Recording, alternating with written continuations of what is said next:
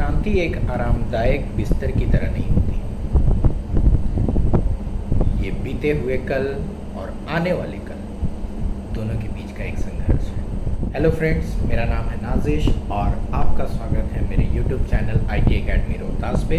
और जहां मैं लेकर के आया हूं आपके लिए एक ऐसा टॉपिक जिसके लिए आपने कमेंट बॉक्स में बहुत सारे कमेंट्स किए थे, और वो टॉपिक का नाम है सोशलिज्म एंड कम्युनिज्म, यानी कि समाजवाद और साम्यवाद।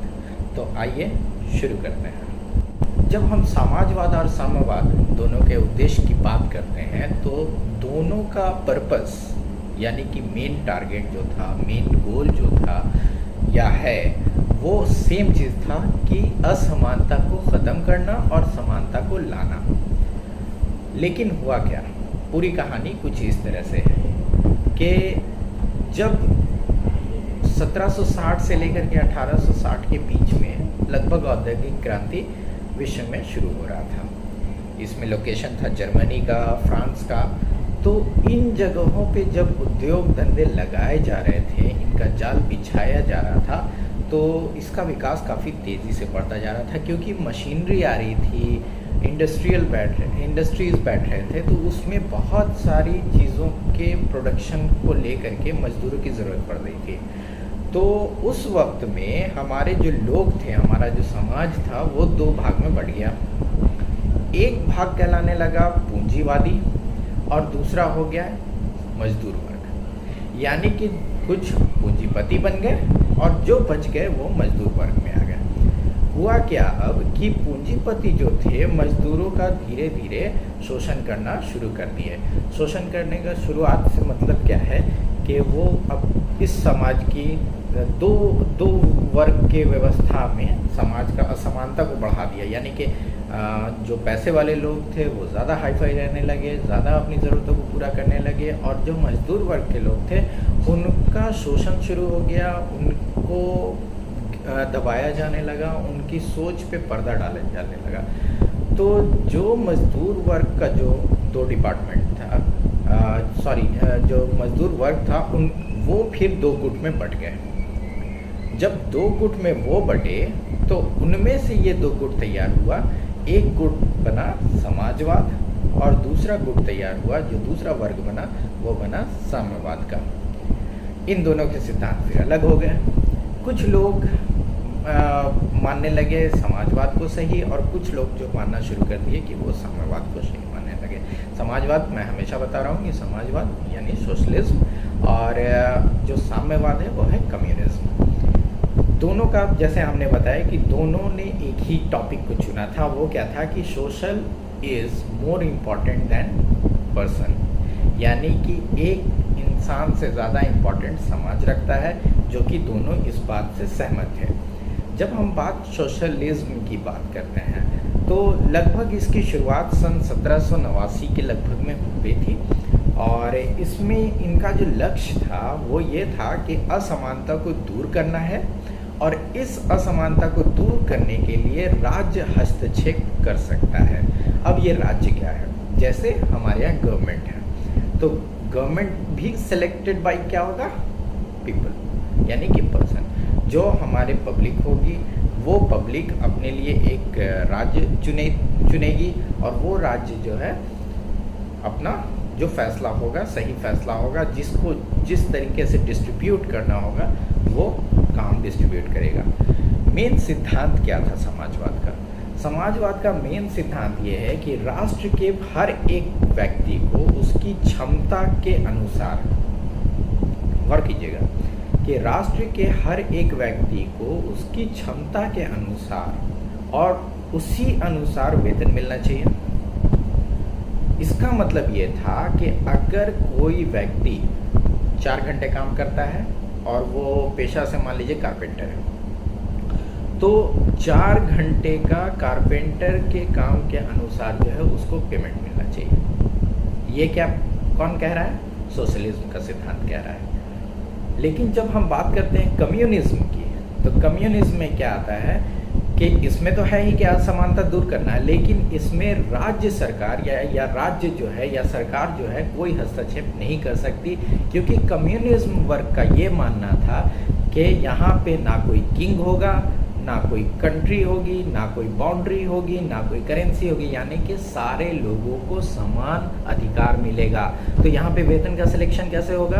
तो जैसा कि हमने सोशलिज्म में बताया कि वहाँ पे था कि प्रत्येक व्यक्ति को क्षमता के अनुसार उनको वेतन मिलेगा जैसा वो काम किए, ठीक है। लेकिन कम्युनिज्म में थोड़ा सा चेंजेस आया। वहाँ क्या हुआ कि क्षमता अनुसार उनके काम लिया जाए और आवश्यकता अनुसार उनको पेमेंट दिया जाए। अब यहाँ पे मसला थोड़ा सा चेंज क्या कि अगर कोई व्यक्ति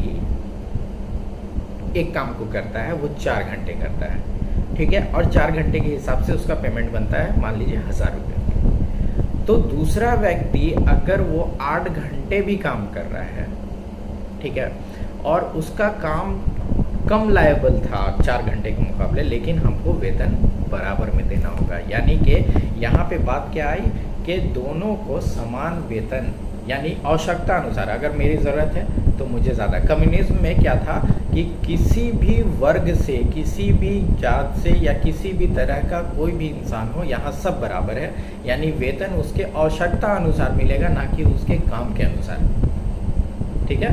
कार्य क्षमता तो ठीक है, कार्य क्षमता के अनुसार उसे काम लेना है, लेकिन देना कितना है उसके आवश्यकता के अनुसार देना है, जो कि कम्युनिज्म कहता है।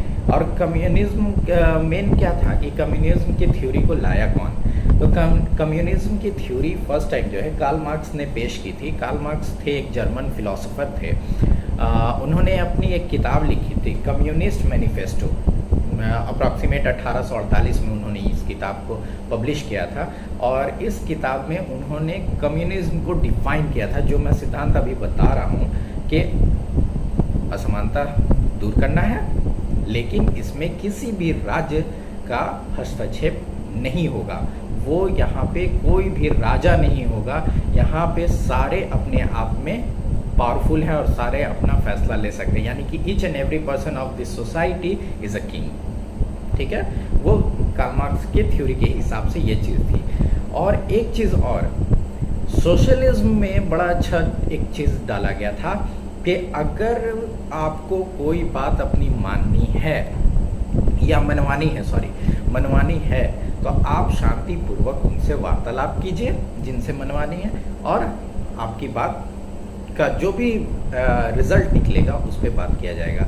लेकिन यहाँ पे कम्युनिज्म में क्या था कि यहाँ कहा गया कार्ल मार्क्स के द्वारा कि शांतिपूर्वक कुछ प्राप्त नहीं होता। कुछ नया करने के लिए, कुछ मनवाने के लिए क्रांति की ज़रूरत पड़ती है, शांति की नहीं। तो यहाँ पे थोड़ा सा एग्रेशन है, सोशलिज्म में एग्रेशन कम है। तो इस चीज़ को हम लोग ध्यान में रखेंगे।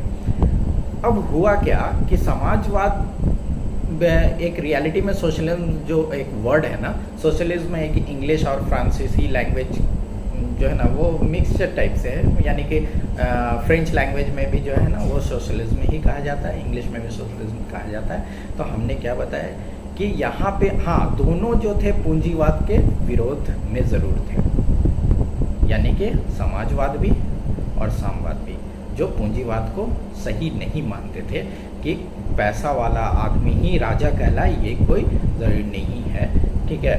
हमारे पास इस दुनिया में जितने भी लोग हैं सबके पास अपना अपना कुछ ना कुछ उसूल है और अपने अपने रिस्पेक्ट है जो सभी को मिलना चाहिए। यानी कि यहाँ पे पूंजीवाद को ख़त्म करने के लिए बातें हुई थी, लेकिन वो भी समाज जो है 2 गुट में बट गया। एक गुट का नाम रखा है समाजवाद था, जो कि सिद्धांत को लेके चल रहे थे, और दूसरा साम्यवाद के सिद्धांत को लेकर के चल रहे थे।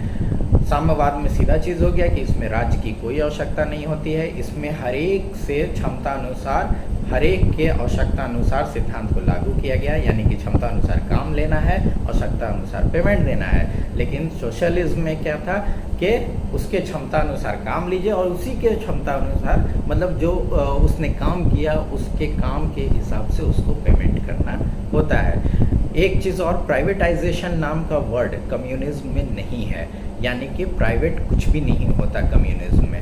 प्राइवेट कुछ भी नहीं होना का मतलब क्या है कि कुछ भी किसी का एक पर्टिकुलर नहीं होगा, पर्सनल नहीं होगा, वो सबका है।